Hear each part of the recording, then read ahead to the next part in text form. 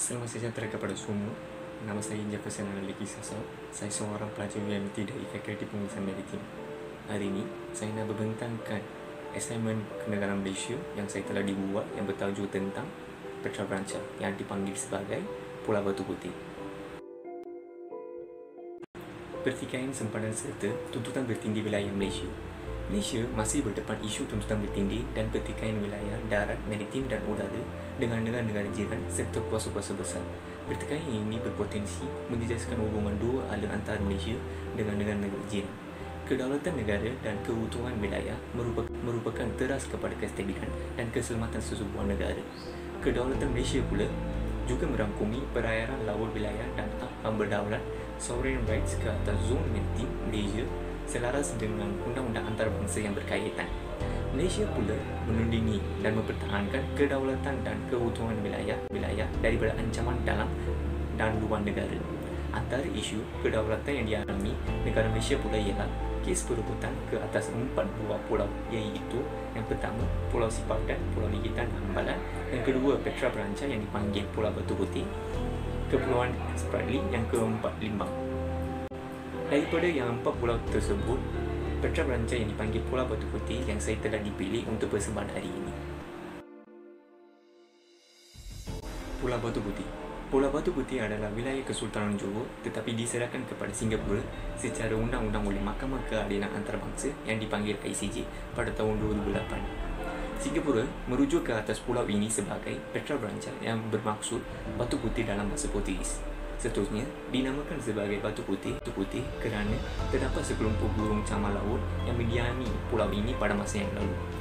Pulau Batu Putih ini terletak kira-kira 20 minit perjalanan dengan menggunakan bot laju dari Teluk Ramonia, Johor, manakala jarak dengan Pulau Singapura Changi kira-kira 46 km 25 batu nautika berbanding hanya 14,3 km 7,7 batu nautika dari Johor Tanjung Penyusup Bukit Pengarang.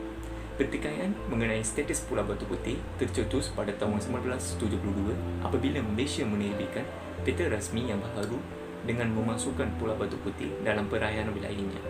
Bermula dari sinilah ia menjadi titik tolak kepada pertikaian dua buah negara jiran iaitu antara Singapura dan Malaysia terhadap kedaulatan wilayah masing-masing. Seterusnya, sejarah Pulau Batu Putih. Pada 2 Ogos 1824, ada berlaku sebuah perjanjian iaitu Perjanjian Inggeris Belanda yang bertujuan mencatatkan Kesultanan Johor menyerahkan Singapura dan 19 km iaitu 10 batu nautika, pulau-pulau serta perairan di sekelilingnya kepada pihak British. Tapi penyerahan ini tidak melibatkan wilayah Pulau Batu Putih sebab tidak termasuk dalam nota perjanjian tersebut.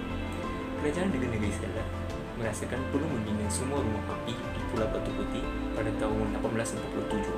Pada tahun 1844, Temenggung dan Sultan Johor yang memberi kebenaran secara bertulis kepada orang British iaitu Kapten James Horsburgh dari Scotland untuk membina rumah api Horsburgh pada tahun 1847 sehingga 1851 untuk kemudahan aktiviti maritim.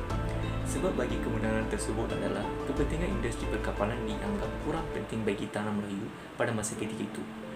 Dan juga tiada pelabuhan utama di Johor serta tidak terdapat sebarang kebergantungan terhadap perdagangan British untuk mengekspor sebarang dagangan mereka. Dengan guna fakta ini, Singapura yang menguasai pulau tersebut semenjak tahun 1840 tanpa sebarang halangan oleh kerajaan Malaysia. Selepas beri kebenaran pula, barulah seorang hidrografer syarikat India Timur Inggeris untuk melukis peta kedalaman kawasan perairan ini. Perairan sekitar batuan ini pertama kali memiliki rekod pelayaran yang diterbitkan seawal 1953. Selain daripada itu, ada juga berlaku kes pelanggaran kapal dalam batuan ini pada masa ketika itu. Sebagai contoh, antara tahun 1824 dan 1851, terdapat sekurang-kurangnya 25 kemalangan kapal yang melibatkan pelanggaran batu ini. Meja rundingan ICJ iaitu Mahkamah Keadilan Antarabangsa.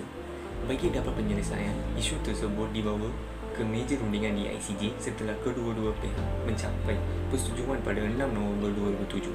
Pada persidangan tersebut, Singapura diberikan masa selama 4 hari iaitu 6 hingga 9 November 2007, manakala Malaysia diberikan giliran pada 13 hingga 16 November 2007 untuk ujian lisan bagi pusingan pertama.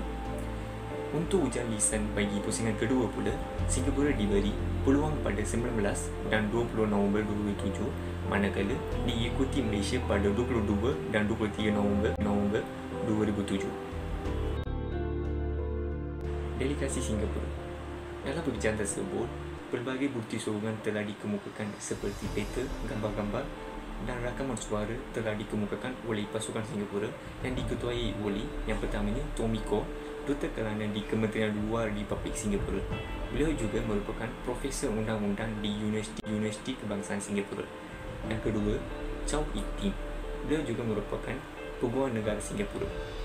Yang ketiga, S. Jayakumar, seorang sebagai Timbalan Perdana Menteri Singapura.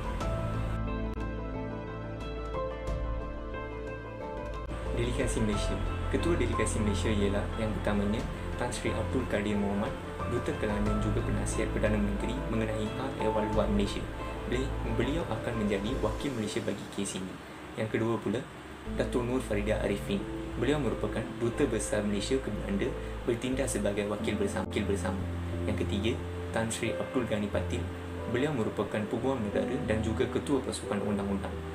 Delegasi Malaysia turut disertai oleh dua Profesor Undang-Undang Antarabangsa di Universiti Cambridge, iaitu Sir Elifu Lauterpacht dan juga James Crawford.